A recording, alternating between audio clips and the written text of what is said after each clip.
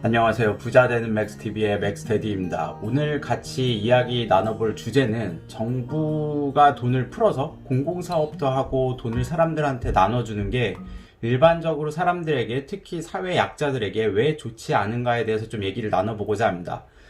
그냥 생각하기엔 좀 이상하죠. 내 돈도 아니고 정부가 돈을 찍어내건 아니면 부자들한테 세금을 걷어서 내건 이런 돈으로 모두를 위한 낙후된 동네의 도시 재생이나 필요한 도로의 건설, 이런 기간 산업재에 투자를 하거나 공공사업을 하는 것이, 그리고 사람들에게 위기 극복을 하기 위해서 소비를 일으키고자 지원금을 나눠주는 것이 도대체 왜 나쁘다는 거야? 라고 말이죠.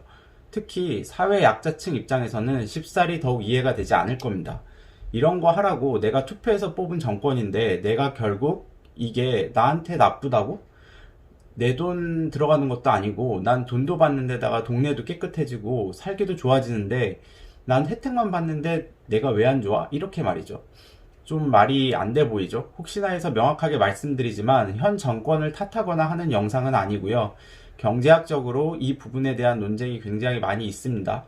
뭐가 맞다 틀리다가 아니라 정권에 따라서 이러한 흐름을 역사적으로 반복되어 왔었고, 이번에도 그렇게 되고 있는 중이기 때문에 정권에 따라서 바뀌는 정책에 따라서 투자 전략을 짜서 접근을 하셔야 될 거라 이 영상을 준비하게 됐습니다.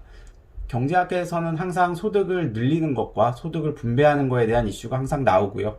정권에 따라서 여당이나 야당이나 각각의 문제점이 어느 정도 시간이 지나면서 나타남으로써 정권이 계속 지속적으로 바뀌어오고 있는 게 사실이죠. 그래서 꼭 보수 정권은 단점이 없고 진보 정권만 단점이 있다, 이런 거를 말씀드리는 게 아니라 그냥 경제학적으로 재테크 측면에서 좀 짚고 넘어가야 될 사실들이 있기 때문에 좀 말씀드리고자 하는 겁니다. 제가 오래전부터 자산 양극화, 소득 양극화가 일어날 거라고 이전 영상에서 꾸준하게 말씀을 드렸었는데, 최근 보시면 아시겠지만 관련 뉴스들이 솔솔 나오고 있죠. 그럼 왜 자신이 가난하고 해서 사회 약자로 생각이 되어서 약자를 대변하는 진보 정당에 투표를 해서 정권을 잡고 나서 사회 약자를 위한 지원책, 즉 그들을 위한 정책을 펴게 했음에도 불구하고 궁극적으로는 왜 정권 후반에 가서 항상 잡음이 나오고 많은 사람들이 종종 후회를 하게 되고 하는지에 대해서 말씀을 드리고자 하는 겁니다. 최근에 한국에서도 나타나는 현상이기도 하고, 표면적으로 보이는 주된 이유는 부동산 가격 상승이기 때문이긴 하지만 그 이면을 보고자 하는 겁니다. 왜 이렇게 되는지 말이죠. 특히 코로나 극복이나 리쇼링 같은 국가 간의 지금 경쟁 구도가 심각해지는 상황에서 큰 정부의 역할론이 굉장히 부각이 되고 있는 상황이죠. 정부의 권한으로 뭔가를 좀 해야 이러한 경쟁 구도나 코로나 극복에 효과적이라는 말을 하면서 말이죠. 현 상황에서 한 번쯤 생각해 봐야 되는 이슈라고 생각을 해서 준비하게 됐습니다. 자산 버블에 대한 걱정으로 부동산이건 주식이건 이런저런 규제들을 내놓는 상황에서 정부는 지원금이다 뭐다 해서 계속 추경을 계속하고 있는 상황이죠. 돈을 엄청 풀고 있는 중입니다. 나는 집도 없고 주식도 안 하고 안정적인 월급을 받으면서 뭐 전세나 월세로 꾸준하게 잘 살고 있는데 나랑은 상관없는 달나라 얘기 아니야? 하시는 분들도 계실까봐 영상을 준비를 해서 그런 생각이 좀 잘못된 생각이라는 거를 말씀드리고 싶은 거고요. 이런 분들은 사회의 경제적인 흐름을 알아야 좀 더 나은 삶을 살 수 있을 거라고 생각이 되기 때문에 그런 분들도 이 영상을 보시면 좋을 것 같고요. 현재 양극화 상황에서 바닥에서 탈출할 여지를 최대한 만들어내는 게 중요하다고 생각을 해서 좀 준비하게 됐습니다. 이 기저에 깔린 메커니즘을 이해를 하려면 우선 인플레이션이라는 개념을 알아야 합니다. 아시는 분들도 많이 계시겠지만 조금 더 이해가 필요하신 분들은 제가 이전에 금리 관련된 영상에서 좀 인플레이션에 관련돼서 말씀을 드렸으니까 그거를 참고해 주시면 될 것 같고요. 인플레이션에 대한 이해가 있으시다고 생각을 하고 말씀을 드리도록 하겠습니다. 앞에서 말씀드린 사회 약자를 위한, 그리고 공공의 이익을 위한 정부의 정책은 기본적으로 위기 극복 등을 위해서 사회에 돈을 푸는 겁니다. 시장의 화폐의 유동성을 증가를 시키는 거죠.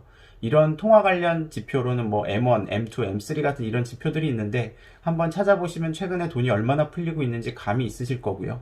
이러한 돈은 사회 주체들을 거치게 되면서 시장에서 흐르는 화폐 유통량은 더 증가하게 됩니다. 이거를 화폐 승수 효과라고 하는데, 그냥 쉽게 이야기를 하면 사람들을 많이 거칠수록 돈이 더 많이 늘어나는 효과와 같은 효과가 나타난다라고 이해를 해주시면 될 것 같습니다. 이러한 화폐 수량의 증가가 물가가 상승하는 인플레이션으로 귀결될 수밖에 없다라는 게 핵심 이론인데요. 세상에 있는 물건은 한정적인데 돈이 계속 많이 풀려서 돈의 가치가 떨어지게 되니까 당연히 물건 값은 올라갈 수밖에 없는 거죠. 이러한 화폐 수량의 증가가 물가 상승의 인플레이션으로 이어지는 데는 보통 한 2년 정도의 시간이 걸린다고 하고요. 시간차가 있다는 거죠. 일단 인플레이션이 시작이 되면 멈추기가 쉽지 않다라는 겁니다. 굴러가는 커다란 돌덩이가 있는데 그거를 물가라고 보시고 이거를 밀고 멈추는 힘을 화폐 수량의 조절이라고 보시면 이해가 조금 더 쉬우실 것 같고요. 돌덩이가 굴러가는 관성, 가만히 있으려고 하는 관성 때문에 이 돌덩이의 움직임에 영향을 주는 데는 시간이 걸린다는 거죠. 예전에는 화폐가 금이나 은, 한정적인 물질, 재화를 바탕으로 공급이 되었었기 때문에 인플레이션이 어느 정도 조절이 되어 왔습니다. 화폐를 무제한으로 공급하는 게 어려웠다는 거죠.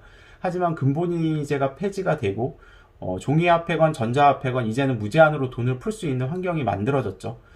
달러가 기축통화로서의 역할을 하지만 달러가 막 풀고 있는 상황에서 다른 나라 통화도 마찬가지인 상황인 겁니다. 그렇기 때문에 하이퍼 인플레이션 등 사회적 문제가 될 만큼 인플레이션이 최근에 현대사회에 있어서는 골칫거리가 되어가고 있는 상황인 거고요. 이런 상황이라 정부가 돈을 풀면, 즉 공공사업을 하는 재정정책을 펴고 사람들에게 돈을 뿌리면 인플레이션을 피할 수 없게 되는 겁니다.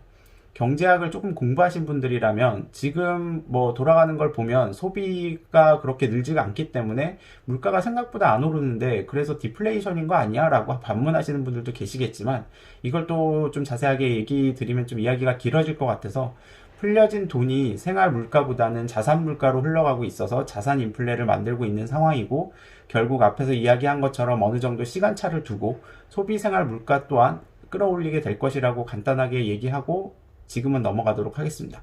이해가 좀 어려우신 분들을 위해서 예를 하나 들어볼까요? 정부가 한국은행에게 돈을 찍게 만들어서 이 돈으로 도시재생사업을 한다고 가정해 보겠습니다. 도시재생사업을 위해서는 일할 사람들이 필요하니까 실업률이 내려갈 거고 근로자들이 받는 돈이 생기니까 이걸로 이런저런 물건들을 살 여력이 생기겠죠? 근로자들에게 좋은 일인 겁니다. 오래된 지저분 동네에서 살고 있던 사람들 입장에서는 동네가 깨끗해지고 살기가 좋아지니까 좋은 거고요. 아무도 이 도시 재생 사업을 하는데 필요한 돈을 낸 사람은 없고 모두가 좋아지는 상황이 만들어지는 거죠. 제로섬 게임이 아니라 마치 윈윈 게임인 것처럼 보이는 겁니다. 그렇다면 과연 누가 이 돈을 낸 걸까요? 한국은행이 돈을 찍어서 없는 돈을 만들어서 낸 거죠. 이거는 결국 돈을 가지고 있는 모든 사람들이 이 비용을 냈다라고 보시면 되는 겁니다. 돈이라는 화폐를 가지고 있는 사람들이 이 비용을 나눠서 낸 거죠. 새로 돈을 찍어낸 만큼 그만큼 돈의 가치가 하락을 하기 때문에 돈을 가진 사람들의 실질적인 구매력, 즉 물건을 살 수 있는 여력이 그만큼 작아지게 되는 겁니다. 물가가 비싸지니까 같은 물건을 더 많은 돈을 주고 미래에는 사야 된다는 거죠. 그래서 당장은 좋아 보이지만 인플레이션을 통해서 결국 그 대가를 치러야 한다는 것이 경제학자들의 이야기인 거고요. 이게 바로 1970년대 전에 미국에서 경기 침체가 일어났을 때 공공사업을 일으켜서 이 위기를 극복할 수 있다라고 해서 큰 센세이션을 일으켰던 케인즈주의가 이런 사상이고요. 그래서 전 세계적으로 유행을 했었죠. 그에 대한 반론으로 당시에는 주목을 받지 못했지만 1970년에 들어서 실업률이 줄어드는데 한계가 생기고 물가가 엄청나게 오르게 되는 스태그플레이션이 생기면서 좀 주목을 받게 됐던 경제학자가 있는데 그게 바로 밀턴 프리드먼입니다. 그래서 이런 밀턴 프리드먼은 가장 나쁜 시장도 가장 좋은 정부보다 좋다라고 말하면서 작은 정부를 주장했던 노벨 경제학상을 받은 경제학자고요. 그는 이런 이야기를 했었습니다. 정치인들은 언제나 시민들에게 세금을 부과하지 않아도 되는 돈을 쓰고 생색을 내고자 했다. 그동안 정치인들이 서민 지원의 책임이라는 명목 아래 정당화하는 과학적 이론을 케인즈가 만들어준 것이다. 그 후로 정치인들은 정부 지출을 폭발적으로 늘렸고 미국도 영국도 그렇게 했고 그렇게 여기저기에서 활용이 됐지만 정부 지출 확대는 결국 경기 침체기에 한해서만 유용하지 그렇지 않은 시기에서는 정부 지출을 늘리게 되는 거는 분명히 케인즈도 반대를 했을 것이다. 케인즈가 1946년에 사망을 했는데 만약 10년만 더 살았다면 1930년대에는 정부 지출 확대가 그 당시 경제 상황에 맞는 정책이었겠지만 그 후에는 그렇게 하는 게 옳지 않다라고 주장하고 설득을 했을 것이다. 그래서 극심한 인플레이션을 피할 수 있었을지도 모른다라고 말이죠. 이곳저곳에 풀린 돈이 물가를 끌어올려서 임금은 크게 오르지 않는 상황에서 생활을 빡빡하게 하는 건 이제 좀 이해가 되시겠죠? 그럼 여기서 한 걸음 더 나아가서 풀려진 돈이 왜 양극화를 심화시키는지에 대해서 잠깐 얘기를 해볼까요?